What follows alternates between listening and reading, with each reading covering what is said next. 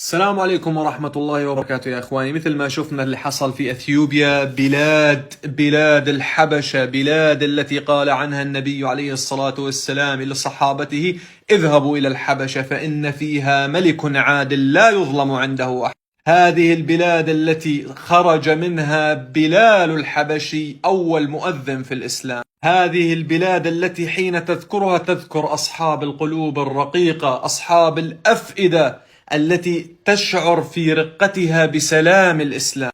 وهذا الفعل يا حكومة أثيوبيا، والله نحن في كل بقاع العالم 1.5 مليار مسلم لن نسامحكم على هذا الفعل. 23 مسجد تم تدنيس هذه المساجد وإحراقها وهدمها من قبل حكومتكم، وتم تدنيس القرآن، وتم مد أيدي أرذالكم على إخواننا المسلمين وانتهاك حرماتهم في تلك البلاد. فنحن في كل بقاع الأرض كمسلمين متضامنين مع إخواننا في أثيوبيا، نحن معهم ظالمين ومظلومين. ومشان المتشدقين باسم الإنسانية، اطلعوا نددوا، فرجونا محبتكم وإنسانيتكم تجاه المسلمين. ولا بس بتعرفوا الإنسانية حين يقوم الإرهاب على المسلمين؟ لماذا المسلم إرهابي؟ المسلم يلبس امرأته حجاب ويخمرها. لماذا المسلم إرهابي؟ المسلم لا يصاحب فتاة قبل الزواج. لماذا المسلم إرهابي؟ المسلم لا يشرب الخمر.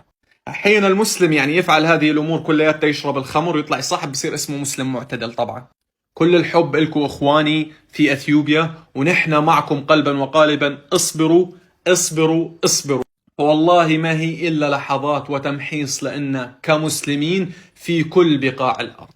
ونستذكر قول الله عز وجل يا إخواني: أم حسبتم أن تدخلوا الجنة ولم يأتكم مثل الذين خلوا من قبلكم مستهم البأساء والضراء وزلزلوا حتى يقول الرسول والذين آمنوا معه متى نصر الله ألا إن نصر الله قريب. فنحن كمسلمين عندنا إيمان بأنه هذا تمحيص من الله عز وجل لنا مشان يميز الخبيث من الطيب فينا.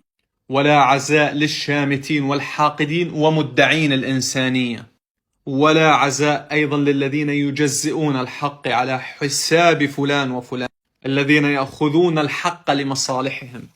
والله العظيم يا أخوتنا في أثيوبيا، في الحبشة إجمالا كمسلمين، قلوبنا معكم، قلوبنا معكم. نحن كمسلمين في كل بقاع الأرض قلوبنا معكم، ونحن بإذن الله معكم ظالمين أو مظلومين.